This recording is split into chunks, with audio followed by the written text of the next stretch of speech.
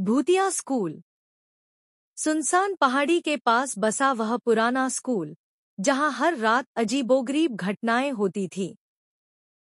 गांव के लोग कहते थे कि वहां कोई आत्मा भटक रही है, लेकिन किसी ने कभी हिम्मत नहीं की कि रात में स्कूल के अंदर झांक सके। स्कूल की रहस्यमयी कहानी। यह कहानी अंशुल और उसके दोस्तों की है, जो 12वीं कक्षा में पढ़ते थे।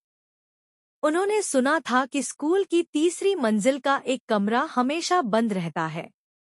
कहते थे कि कई साल पहले वहां एक शिक्षक की रहस्यमय तरीके से मौत हो गई थी। तब से उस कमरे को बंद कर दिया गया था। लेकिन अंशुल और उसके दोस्त साहसी थे।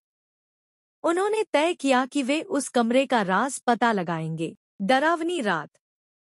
एक रात, जब पूरा स्कूल खाली था, वे चारों दीवार कूदकर अंदर घुस गए। अंधेरे गलियारों में उनकी टॉर्च की रोशनी टिमटिमा रही थी। स्कूल के हर कोने में अजीब सी सरसराहट थी, मानो कोई छिपकर देख रहा हो। जब वे तीसरी मंजिल पर पहुंचे, तो दरवाजे पर जंग लगी हुई थी, लेकिन जैसे ही उन्होंने दरवाजा छुआ, वह अपने आप खुल गया। अंदर घुप्पा अंधेरा था, लेकिन दीवारों पर लाल रंग से कुछ लिखा था, यहाँ से भाग जाओ वरना तुम भी मारे जाओगे। तभी अचानक ठंडी हवा का एक तेज झोंका आया और दरवाजा जोर से बंद हो गया। सभी घबरा गए, लेकिन अंशुल ने टॉर्च जलाकर कमरे को ध्यान से देखा। वहां एक पुराना ब्लैक बोर्ड था, जिस पर सफेद चौक से किसी ने लिखा था, तुम बच नहीं सकते। आत्मा का साया। अचानक एक लड़की की दर्दनाक चीख गूंज उठी। सभी ने पीछे मुड़कर देखा, तो कमरे के कोने में एक सफेद साया था, धुंधला, लेकिन आंखें जलती हुई लाल। वह धीरे धीरे उनकी तरफ बढ़ने लगा। अब वे सब बुरी तरह डर गए थे। वे दरवाजे की तरफ भागे, लेकिन दरवाजा किसी अदृश्य शक्ति से जाम हो गया था।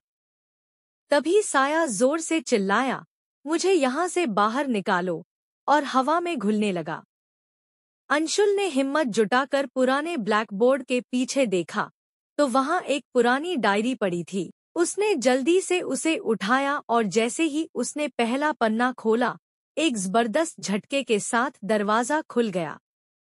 वे चारों जान बचाकर वहां से भागे। भयानक सच। अगले दिन उन्होंने वह डायरी अपने स्कूल के प्रिंसिपल को दिखाई।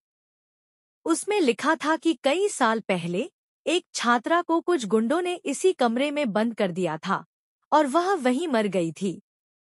उसकी आत्मा अब भी बदला लेने के लिए भटक रही थी।